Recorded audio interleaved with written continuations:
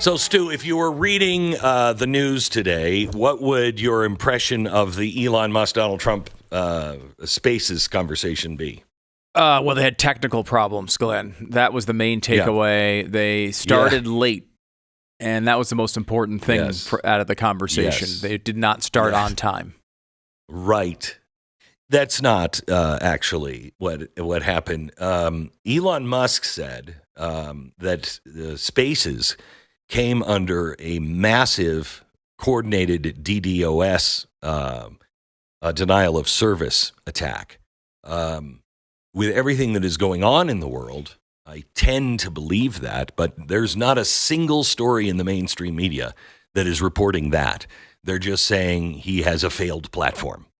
And that, this is exactly what happened with Ron DeSantis, yada, yada. And I believe when Ron DeSantis did it, it probably wasn't prime time. But you don't do that twice. You know what I mean? He said he was testing the servers. They could have handled 8 million people. That's as high as they tested yesterday, but said everything was fine. And there ended up being about 1 million live, according to the reports, but I don't know what to believe anymore. And I was shocked that they didn't spend more time on that and more time on what they were threatened with, what Elon Musk was threatened with by the European Union yesterday. I don't know if you've seen this letter to Elon Musk, but I just want to read some of it.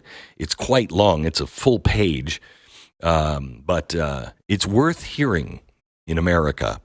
Dear Mr. Musk, I'm writing you in the context of recent events in the United Kingdom and in relation to the planned broadcast on your platform X of a live conversation between a U.S. presidential candidate and yourself, which will also be accessible to users in the EU. Okay. Well, there's a lot of things that happen on CNN that are available to European users. Why is Elon Musk being singled out? And Elon Musk invited Kamala Harris to do the same thing with her. She turned it down. I understand that you're currently doing a stress test of the platform. In this context, I'm compelled to remind you of the due diligence obligations set out in the Digital Services Act. This is just an absolute draconian act on free speech in the European Union. The left has found a way to outsource freedom of speech, the suppression of freedom of speech. Our government doesn't have to do it because the EU can now do it to us.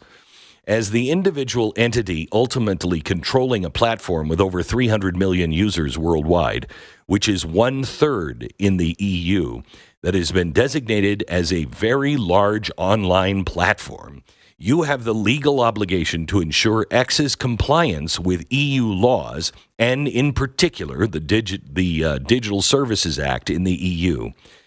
This notably means ensuring, on one hand, that freedom of expression and information, including media freedom and pluralism, are effectively protected, and on the other hand, that all proportionate and effective mitigation measures are put into place regarding the amplification of harmful content in connection with relevant events, including live streaming, which, if unaddressed, might increase the risk profile of X and generate detrimental effects on civil discourse and public security.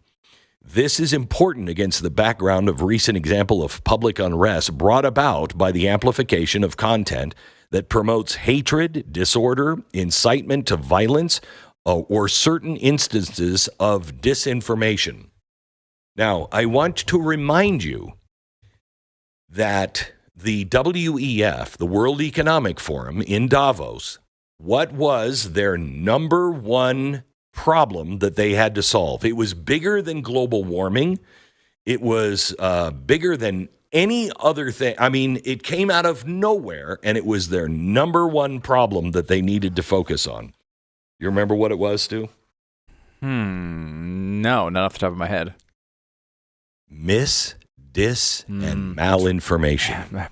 That's right. They All three. said they had to stop this because it was going to be a problem this year. And so they had to do everything they could to stop it. And Klaus Schwab came out and said, you've got to trust the system. So you have to trust the system. Who are you speaking to? He was speaking to the leadership of the West. He was speaking to all of the prime ministers and the heads of security and everything else, saying, we've got this under control. Nobody abandon ship. You stay on board. We have this. This is a direct reflection of that.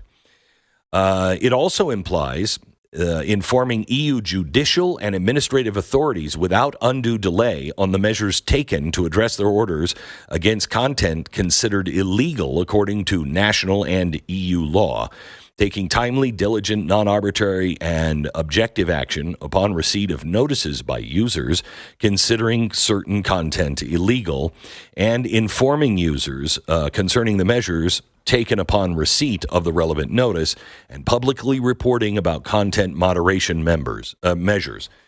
This is absolutely incredible. I mean, this is V for Vendetta or 1984 kind of stuff. In the respect, I note that the DSA obligations apply without exceptions or discrimination to the moderation of the whole user community and content of X, including yourself as a user with over 190 million followers, which is accessible to EU users and should be fulfilled in line with the risk-based approach of the DSA, which requires greater due diligence in case of a foreseeable increase in the risk profile. So they're saying that he should not be running this interview because it's too risky. Now, let me ask you something, America. When has speech become too risky? What was it that Donald Trump said yesterday that was so scary? These people are trying to shut down your access to any other point of view. You'll notice they don't say anything when Democrats say elections are stolen and the Republicans are going to steal this one. Now, Donald Trump alluded to election fraud, but he was talking about making sure that when he's in office, we'll have paper ballots. We'll be able to count and have a record of everything we do. Where is the equal footing here on freedom of speech? Mike Lee tweeted, "Back to the EU, go to hell." That's like an F-word fun festival for Mike Lee to say that. This is absolutely unrecognizable to me in the West. It is making Saudi Arabia look like a kind of open place. They finish, "Let me clarify that any negative effect of illegal content on X in the EU, which could be attributed to the ineffectiveness of the way in which X applies the relevant provisions of the DSA, may be relevant in the context of the ongoing proceedings and the overall assessment of X compliance with EU law. This is in line with what has already been done in the recent past, for example, in relation to the repercussions and amplification of terrorist content." They're now speaking about terrorist content or content that incites violence, hate, and racism in the EU, such as the context of the recent riots in the United Kingdom. I urge you to promptly ensure the effectiveness of your systems and report measures taken to my team. My services and I will be extremely vigilant to any evidence that points to breaches of the DSA and will not hesitate to make full use of our toolbox, including by adopting interim measures should it be warranted to protect the EU citizen from serious harm. This is absolutely incredible. If you don't think they're serious, and if you don't think it affects us, let me play a Washington Post reporter yesterday afternoon. Cut 1. Elon Musk is slated to interview Donald Trump tonight on X. I don't know if the president is going to tune in. Feel free to say if he is or not. But I think that misinformation on Twitter is not just a campaign issue. It's a America issue. What role does the White House or the president have in sort of stopping that, or stopping the spread of that, or sort of intervening in that? Some of that was about campaign misinformation, but it's a wider thing, right? Yeah, no, and you've heard us talk about this many times from here, about the responsibilities that social media platforms have when it comes to misinformation, disinformation. Don't have anything to read out from here about specific ways that we're working on it, but we believe that they have the responsibility. These are private companies, so we're also mindful of that too. Mm-hmm. Mm-hmm. They've outsourced it to the EU. Remember, Elon Musk is an incredible inventor. He has changed the car industry. He has changed it in numerous ways. He has changed the way we look at going to space. He's put a rocket up in space that returns to its platform on the water. He's one of the main guys from PayPal when that started. They loved him. They loved him. Until he bought the platform Twitter. Well, now you're an enemy because you won't play by our rules. Do you see how dystopian that is? Do you have the cut of the judge in England?